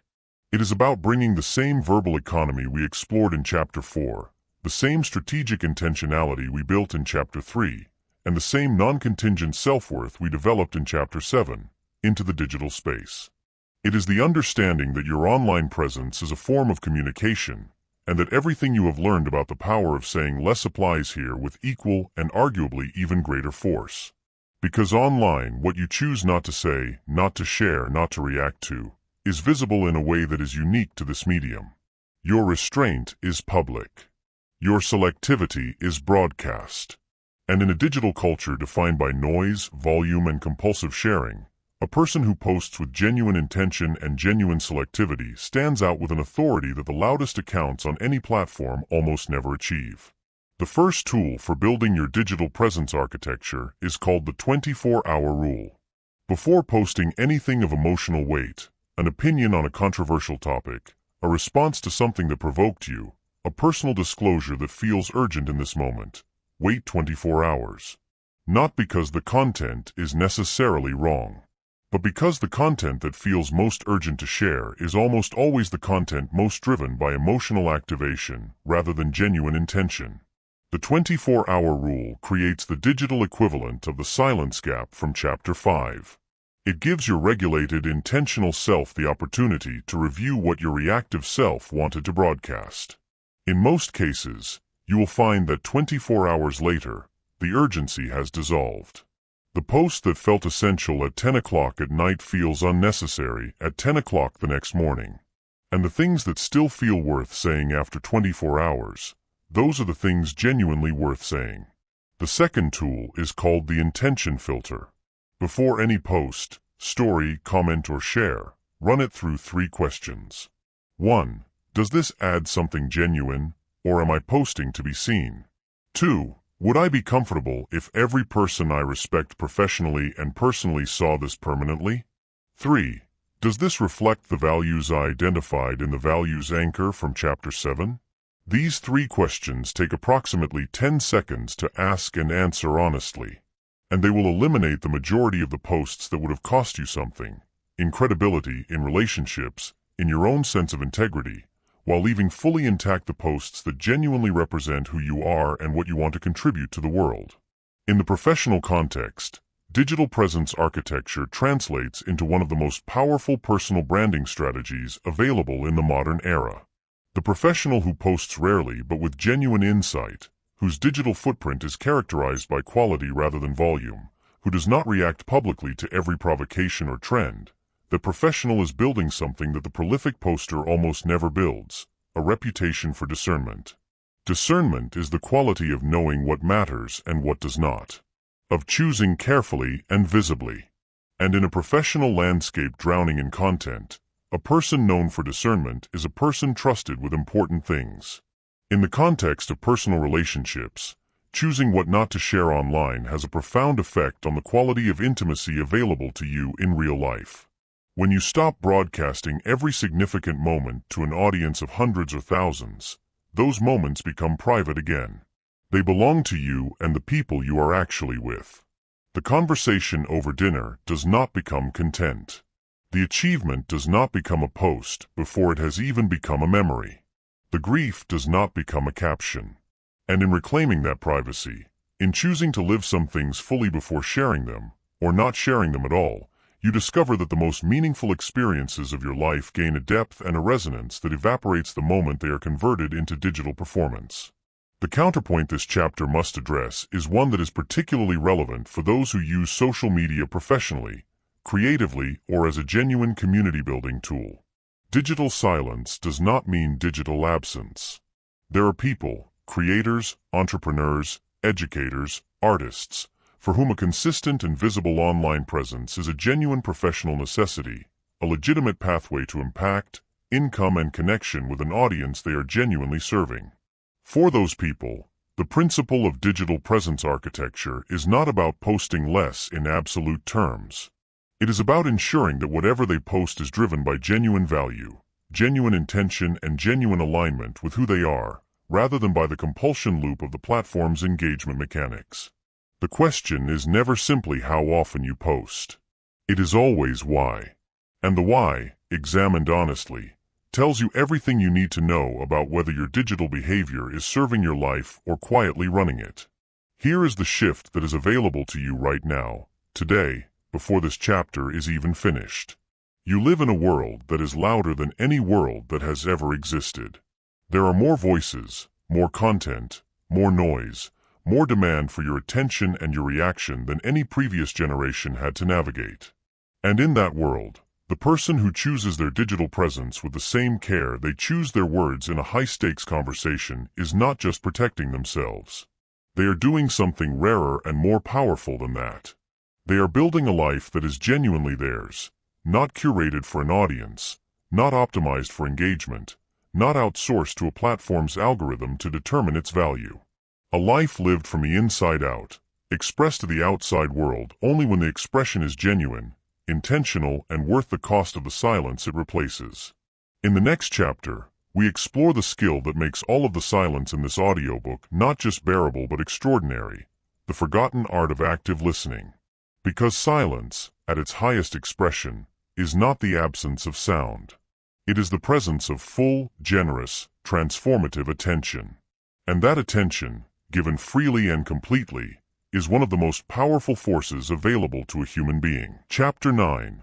Active Listening, the forgotten skill that makes you unstoppable. Think about the last time someone truly listened to you. Not the polite nodding while they waited for their turn to speak. Not the half-present attention of someone whose eyes were with you, but whose mind was already 3 sentences ahead composing their response. Not the well-meaning but distracted presence of someone physically in the room, but emotionally somewhere else entirely. Think about the last time someone gave you their complete, undivided, unhurried attention, where you could feel in the quality of their stillness that every word you were saying was actually landing somewhere, that you were being received, not just heard, that the person across from you had made a decision, a deliberate and generous decision, to make you and your experience the most important thing in the room. If you can think of a specific person, you almost certainly feel something just recalling them. A warmth, a trust, a pull toward them that you may not have ever fully articulated but have always felt. Because that quality of attention, genuine, full, unhurried listening, is one of the rarest gifts one human being can offer another. And it is rare not because people are selfish or uncaring. It is rare because nobody ever taught it as a skill. Nobody sat you down and explained that listening is not the passive act of waiting for your turn. That it is one of the most active, most disciplined, most sophisticated forms of communication that exists. That the person who has mastered it holds a form of influence, connection, and insight that no amount of clever speaking can replicate. This chapter is going to teach you that skill. And by the time it is finished, you will never experience a conversation the same way again. The neuroscience of listening reveals something that most people find genuinely surprising when they first encounter it. Research in cognitive psychology has shown that the average person listens at roughly 25% efficiency, meaning that in any given conversation, approximately 75% of what is being communicated is either missed, misinterpreted, or immediately forgotten. This is not a reflection of intelligence. It is a reflection of how the brain allocates attention during conversation. The human brain processes language at a rate of approximately 400 to 800 words per minute, but the average person speaks at only 120 to 150 words per minute. This means that while someone is talking to you, your brain has an enormous amount of spare processing capacity, and rather than using that capacity to deepen its engagement with what is being said, it almost always uses it to do something else. To formulate a response. To evaluate and judge. To relate what is being said back to your own experience. To plan, to worry, to wander. The result is that most conversations between human beings are two people simultaneously half present, each waiting for a gap in the other's words to insert their own, and both walking away feeling, on some level, not quite heard. The philosopher and theologian Martin Buber wrote extensively about what he called the I-thou relationship, the rare and profound quality of encounter that occurs when two people are genuinely, fully present to each other. Buber distinguished this from the far more common I-it relationship, in which the other person is experienced not as a full human subject but as an object, a source of information, a problem to be managed, a role to be interacted with. Most conversations, Buber argued, are I-it encounters dressed up as I-thou ones. The body is present. The social rituals are observed. But the genuine meeting, the actual contact between one full human being and another, almost never happens. Active listening, in Buber's framework, is the primary pathway to the I-thou encounter. It is the practice of making the other person real to you, fully, three-dimensionally, humanly real, in the space of the conversation. And when that happens, when another person feels genuinely met rather than merely interacted with, the effect on them is transformative in ways that reverberate long after the conversation ends. Here is where the absence of this skill is costing you in ways you may not have fully counted. In your closest relationships, the gap between hearing and truly listening is often the gap between a relationship that survives and one that thrives. Partners who feel consistently unheard do not always say so directly. More often, they say it through increasing emotional distance, through a gradual withdrawal of vulnerability, through the slow erosion of the impulse to share the things that matter most, because experience has taught them that sharing leads not to being received but to being redirected, advised, related back to, or politely tolerated. The relationship does not end dramatically. It empties quietly. And by the time both people notice how empty it has become, the distance feels enormous and the path back feels unclear. In your career and professional life, poor listening is one of the most consistently cited failure points in leadership, management, and client relationships. Research by the International Listening Association found that businesses lose billions annually due to listening errors, misunderstood instructions, missed client needs, communication breakdowns that could have been avoided entirely if someone had been paying full attention. The professional who listens with genuine depth and precision is the one who catches what others miss, who understands what clients actually need beneath what they say they want, who builds the kind of working relationships that generate loyalty, referrals, and opportunities that never have to be chased. And in your inner world, the practice of deep listening has a dimension that most people never consider, its effect not just on those you listen to, but on you. The person who listens deeply is the person who is constantly being educated by their environment, who gathers information, perspective, and understanding from every conversation that the half-present listener walks away from empty-handed. Deep listening makes you wiser faster, with less effort than almost any other practice available to you. The core concept of this chapter is what we can call the 3 layers of listening. Most people operate exclusively at layer 1, the surface layer, where listening means processing the literal content of the words being spoken. Layer 1 listening is functional. It keeps basic communication operational, but it misses everything that matters most. Layer 2 is contextual listening, the practice of attending not just to what is being said, but to how it is being said. The tone, the pace, the pauses, the words chosen and the words conspicuously avoided, the emotional texture of the delivery. Layer 2 listening gives you access to the emotional reality underneath the verbal content, the feeling that the words are pointing toward but not always directly expressing. Layer 3 is what we can call listening for the unspoken, attending to what is not being said at all. The subject that keeps being approached and then redirected. The vulnerability that surfaces briefly and then gets covered over with humor or practicality. The real question underneath the stated question. Layer 3 listening is where the most profound understanding lives. And it is accessible only through the quality of attention that the previous 8 chapters have been building toward. The still, unhurried, genuinely present attention of someone who has learned that silence is not a void. It is a receiver. The first tool for developing the 3 layers of listening is called the full presence commitment. It is a decision you make at the beginning of any meaningful conversation, a deliberate, internal commitment that for the duration of this exchange, the person in front of you is the most important thing in your world. Phone face down or out of sight entirely. Internal agenda suspended. The part of your mind that is already composing your response, quieted. The full presence commitment is not a technique. It is an act of will. And it requires practice because the default state of the modern mind is distraction. But every time you make this commitment and honor it, you are building the attentional muscle that makes deep listening not just possible but natural. The person you give this to will feel it. They may not be able to name what is different about talking to you, but they will feel that something is. And that feeling is the beginning of the kind of trust that opens every door worth opening. The second tool is called the reflective echo. It is a specific listening response technique used by the most effective therapists, negotiators, and leaders in the world, and it works with disarming simplicity. When someone has finished sharing something of substance, rather than immediately responding with your own thoughts, you reflect back the emotional core of what they said in your own words. Not a repetition. A reflection. Something like, "It sounds like this has been weighing on you for a long time." Or, "What I am hearing is that the outcome mattered less than feeling like your effort was recognized."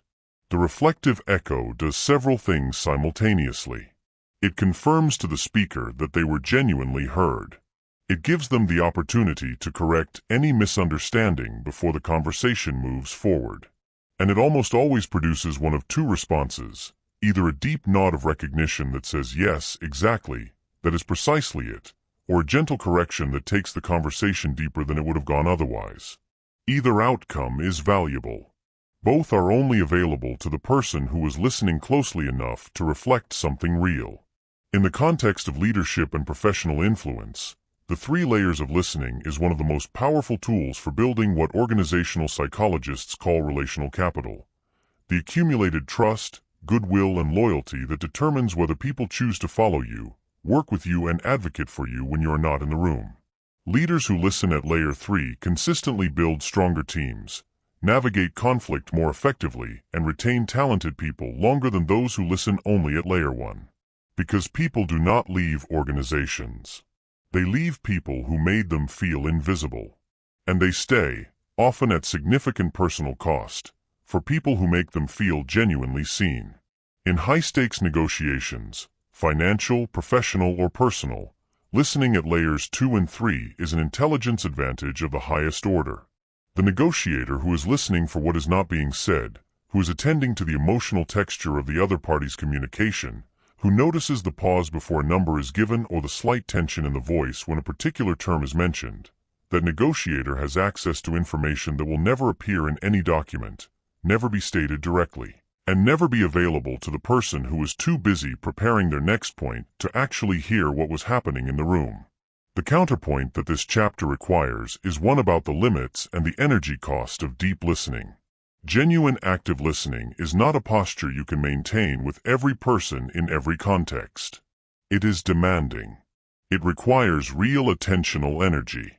And attempting to give everyone in your life the full depth of Layer 3 listening at all times is not sustainable, and trying to do so will eventually produce a kind of relational exhaustion that serves no one. The skill is not in listening deeply to everyone always. It is in knowing which conversations deserve your deepest attention, and being able to fully arrive in those conversations when they come. The casual exchange at the coffee shop does not require the same quality of presence as the conversation where your partner is telling you something they have been afraid to say for months.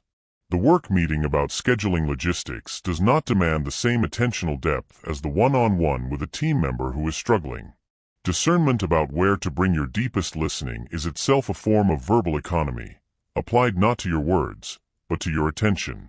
And like every other form of economy explored in this audiobook, it makes the resource more powerful by making it more deliberate. Here is the truth that brings this chapter, and this entire journey, into its fullest light. Every skill explored in this audiobook, speaking less, choosing words with precision, using strategic silence, managing emotional reactivity, building quiet confidence, curating your digital presence, all of it has been leading here. To this. To the understanding that the highest expression of communication is not what you say. It is what you make possible for another person to say. The listener who is fully present, who attends to all three layers, who makes another human being feel genuinely received, that person is not passive. They are the most active force in the room. They are the one creating the conditions under which truth can be spoken, trust can be built, and real human connection can occur. In a world full of people talking, the person who truly listens is not just unusual. They are irreplaceable. And irreplaceable people do not chase opportunity. Opportunity finds them. In every domain of life, in love, in leadership, in friendship, in finance, the person who makes others feel most heard is the person most trusted, most sought after, and most deeply valued. That person can be you. It already is becoming you. Right now, in this very act of listening, you are practicing the most important skill this audiobook has to offer. In the final chapter, we bring everything together. The full synthesis. The complete picture of what you have been building across these 9 chapters, integrated into a daily practice and a living philosophy that does not require you to be perfect, only intentional. The journey closes not with an ending, but with the most important beginning of your life. Chapter 10. Building Your Silence Practice, a Daily Discipline for a Powerful Life. Do you remember the very first image this audiobook placed in your mind? A moment you know well. A room, a conversation, a feeling rising inside you faster than any decision could catch it, and words leaving your mouth before you had chosen them. Words that cost you something. A relationship, an opportunity, a piece of your own dignity. That moment was not the beginning of a problem. It was the surface expression of something that had been running underneath your life for years, perhaps for decades. A pattern so familiar it felt like personality. So automatic it felt like fate. You could not see it clearly because you were inside it. And everything that has happened between that opening moment and this one has been the work of stepping outside it, far enough outside to finally see it for what it is. Not who you are. What you learned. And what you learned, you can unlearn. What became automatic, you can make intentional.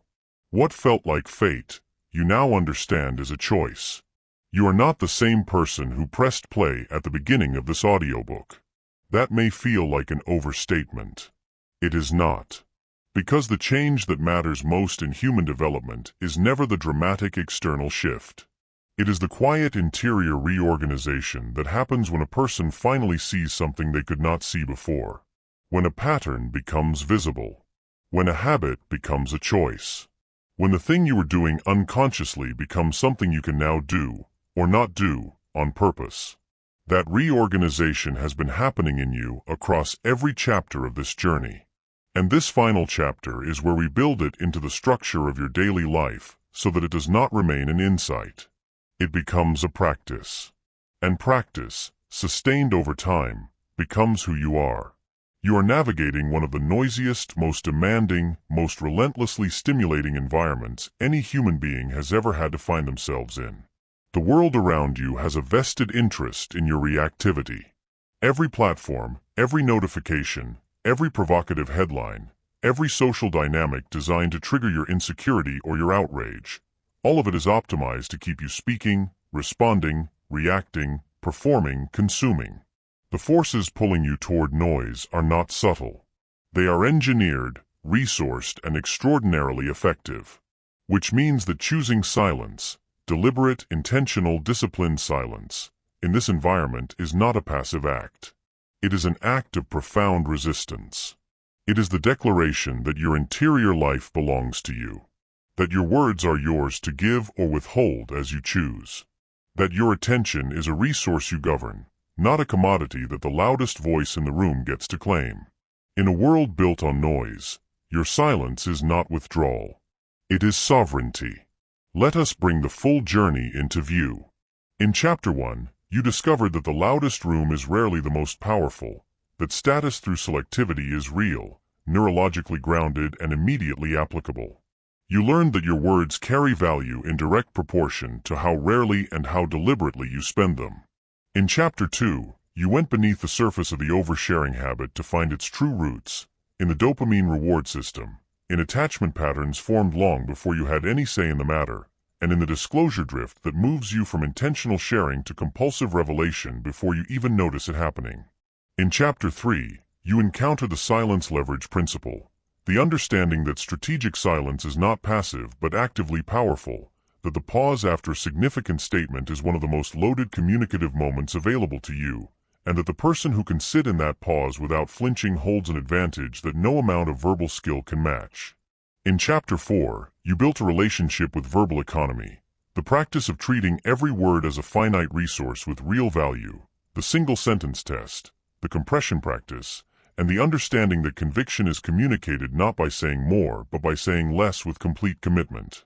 In Chapter 5, you encounter the silence gap, the space between stimulus and response where your freedom lies, where the 3-second rule and the redirect reframe give your thinking brain enough time to participate in what happens next, and where the difference between emotional suppression and emotional mastery became clear and actionable. In Chapter 6, you developed relational silence intelligence, the ability to read, use, and communicate about silence within your closest relationships with genuine sophistication. The silence signal and the listening presence practice gave you tools for transforming the quiet between you and the people you love from a source of anxiety into a foundation of trust. In Chapter 7, you built the quiet confidence blueprint, clarity, consistency, and containment as the 3-layer internal architecture of non-contingent self-worth. The values anchor and the approval detox gave you the beginning of a foundation that does not depend on external validation to remain standing.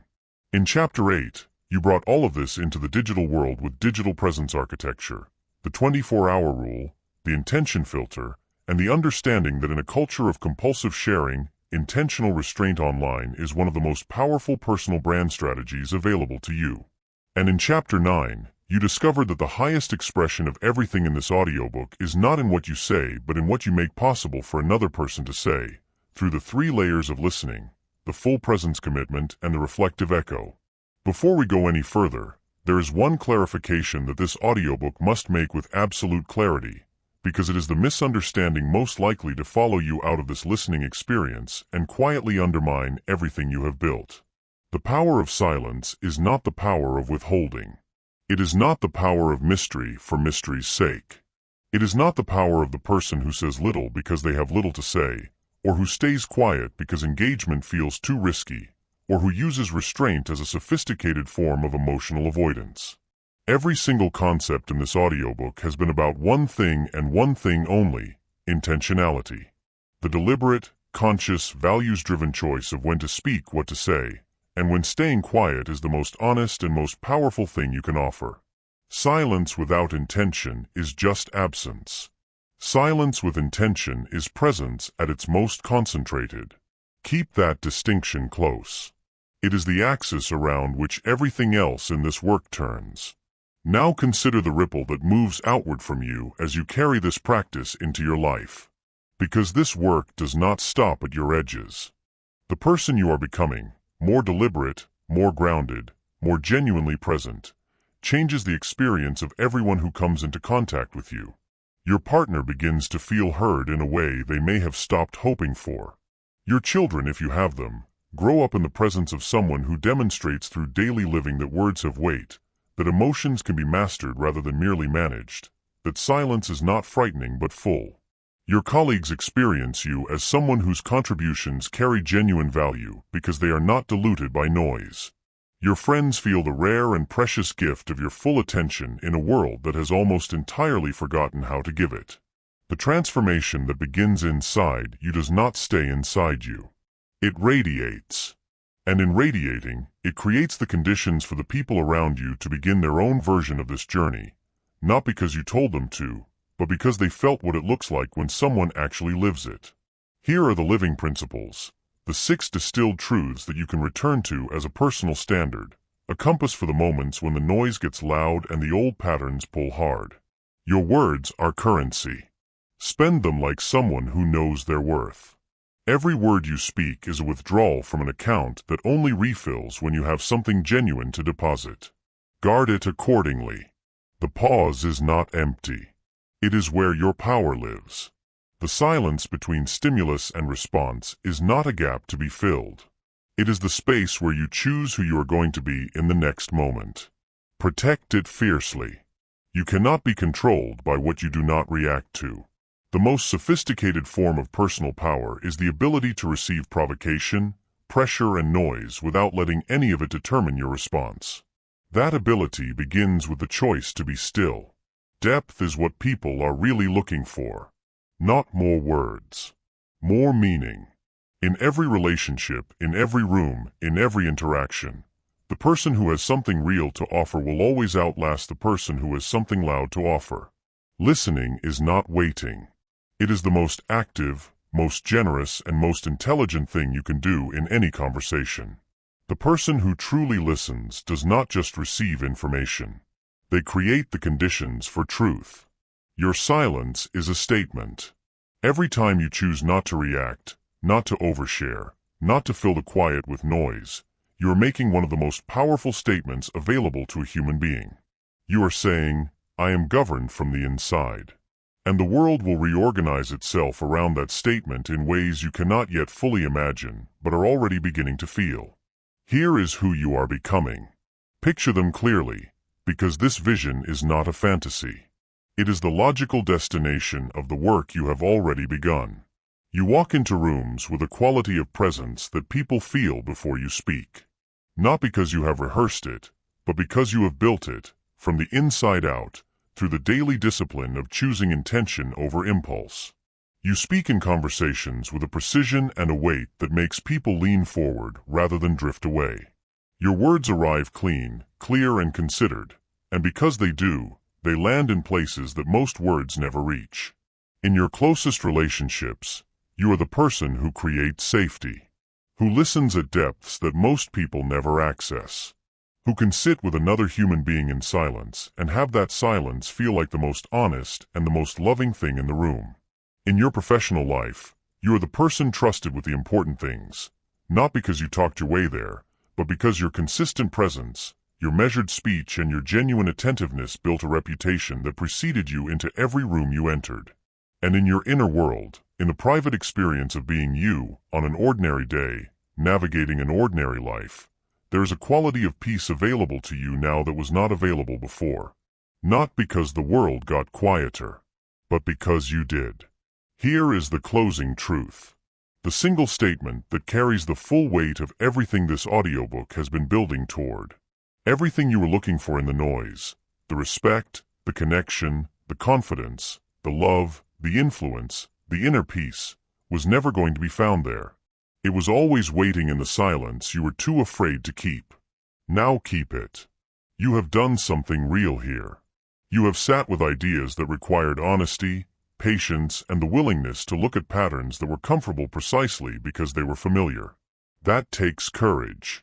And the courage that brought you to the end of this audiobook is the same courage that will carry the practice forward, into your conversations, your relationships, your professional life, and your daily interior experience. If this journey has shifted something in you, I want to invite you to subscribe to this channel right now. Every week, we go this deep into the psychology, the philosophy, and the daily practice of becoming the most powerful, most grounded, and most genuinely free version of yourself. Subscribe so you never miss what comes next. And the next audiobook in this series, on the psychology of influence and how the most respected people in any room think, communicate, and carry themselves differently from everyone else, is coming very soon. You do not want to miss it. Your silence was never weakness. It was always power waiting to be claimed. Go claim it.